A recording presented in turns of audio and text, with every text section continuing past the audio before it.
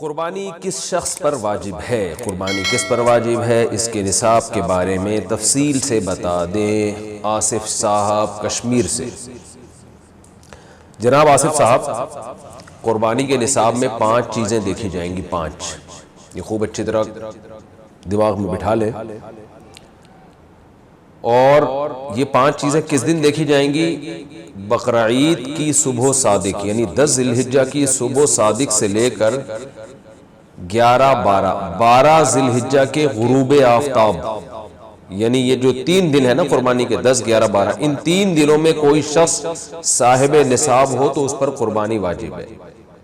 صاحب نصاب کا مطلب کیا ہے؟ یہاں پر قربانی پر خوب سمجھ لیں۔ سونا ہو کسی کے پاس، یا چاندی ہو، یا مال تجارت ہو۔ تجارتی مال کا مطلب وہ چیز جو بیچنے کی نیت سے خریدی ہو، کوئی پراپرٹی ہے بیچنے کے لیے خریدی، دکاندار کا جو جتنا سامان دکان میں پڑا ہوتا ہے سب بیچنے کے لیے خریدا ہوتا ہے، کوئی کپڑا آپ نے خریدا تھا، خریدتے ہوئے بیچنے کی نیت تھی، تو یہ تجارتی مال کہلاتا ہے۔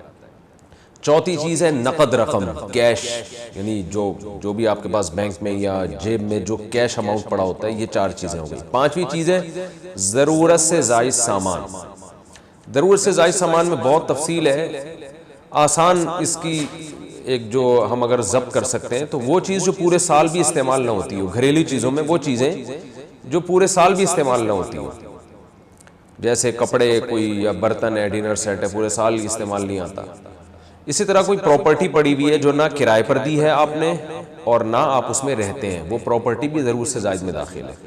تو یہ جو 5 چیزیں ہیں، کسی کے پاس یہ 5 چیزیں، ان کی جو ویلیو لگائی جائے گی تو ان 5 چیزوں کا مجموعہ اگر 52.5 تولہ چاندی کے برابر ہے، 52.5 تولہ چاندی آج کل 65-70 ہزار کے لگ بھگ ہے، نیٹ پہ سرچ کر لیے گا، تو کسی کے پاس یہ 5 چیزیں، یا 5 میں سے 4 چیزیں، یا 4 میں سے 3 چیزیں، یا 3 میں سے 2 چیزیں، یا کوئی ایک چیز 52.5 تولہ چاندی کے برابر ہے، اور یہ بقرعید کی صبح صادق سے لے کر ذی الحجہ کی 12 تاریخ کی غروب آفتاب سے پہلے تک رہتی ہے اس کے پاس، تو ایسے شخص پر، یعنی بقرعید کی صبح صادق کے وقت اس کے پاس یہ نصاب موجود تھا، اور یہ 13 تاریخ کی ذی الحجہ تک اس کے پاس یہ نصاب موجود رہتا ہے، تو وہ صاحب نصاب کہلائے گا۔ 13 تاریخ نہیں، سوری 12 تاریخ، 10، 11، 12، 3 دن، تو وہ صاحب نصاب کہلائے گا اور اس پر قربانی واجب ہے، بشرطے کہ یہ جو 5 چیزیں یا 4 یا 3 یا 2 چیزیں میں نے بتائی ہیں، ان میں سے سب سے پہلے قرضہ مائنس کیا جائے گا، یعنی قرضہ مائنس کر کے 52.5 تولہ چاندی کے برابر بن رہا ہو۔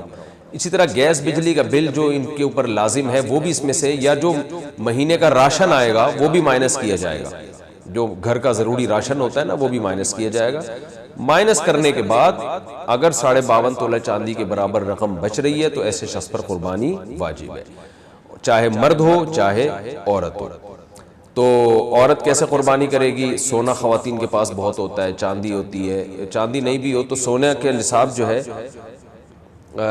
اس کے ساتھ اگر 1 روپیہ بھی ہے تو وہ بھی 52.5 تولہ چاندی کی قیمت دیکھی جائے گی اس میں بھی۔ تو عورت کیسے قربانی کرے گی؟ اس کے پاس تو کیش نہیں ہوتے عام طور پہ، تو پورے سال جمع کرے، تھوڑے تھوڑے اپنی جیب خرچی سے بچایا کرے، یا سونا کو بیچ کر کرے۔ البتہ کسی کے پاس صرف سونا ہی ہے اور یعنی باقی 4 چیزوں میں سے کچھ بھی نہیں، 1 روپیہ بھی نہیں ہے، تو پھر 7.5 تولہ سونا جب تک نہیں ہوگا قربانی واجب نہیں ہوگی۔ یعنی سونے کے ساتھ اگر چاندی ہے یا پیسے ہیں یا تجارتی مال یا ضرورت سے زائد سامان ہے، پھر سونے کی ویلیو دیکھی جائے گی، سونے کو نہیں دیکھا جائے گا۔ لیکن اگر صرف سونا ہی ہے تو پھر 7.5 تولے سونے سے کم پہ نہ زکوٰۃ ہوتی ہے نہ قربانی ہوتی ہے۔ تو یہ ہے، تفصیل سے آپ کو بتا دیا۔ تو آپ چاہیں تو اس میں ایک گائے میں حصہ لے لیں، چاہیں تو بکرا لے لیں، چاہیں تو دمبا لے لیں۔ مرد پر الگ واجب ہے، عورت پر الگ واجب ہے، جو بھی صاحب نصاب ہے۔